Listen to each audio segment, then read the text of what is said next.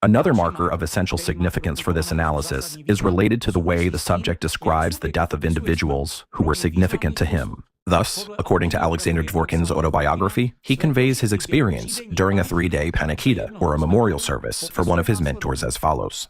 It was a special and rare feeling, a feeling of a special presence, of God's visitation, of a conclusion, an accomplishment, a victory, an involvement in which, by God's mercy, I was able to experience at least a little.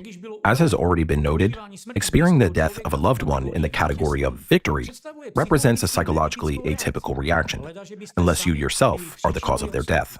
In clinical descriptions of acute grief, the most characteristic reaction includes shock, disbelief, yearning, sadness, anger, guilt, and difficulty accepting the loss. Experiencing triumph is not on this list. In the Orthodox Christian tradition, which Alexander Dworkin publicly positions himself as representing, the death of a righteous person is described as repose, the assumption, or transition, but never as a victory for the observer. Victory implies the existence of a victor and a vanquished. So who is the victor here? And over whom was this victory won? This is described in detail in the chapter, The Teachers, of the book, The Serial Killer Against God. It is the final act of control, usurping the right to serve as the usher of death. Once again, he was on top. The very theologians who were, in his eyes, intellectual giants' heads and shoulders above him were now physically at his mercy. He conquered them by surviving them. And perhaps he did not merely survive them, but help them pass on. After all, dead teachers are the most convenient kind. They will never speak the truth about how mediocre a student he truly was.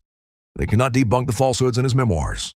They are reduced to safe icons, portraits on a wall, serving as a highly convenient backdrop against which to build his own career as a grand inquisitor.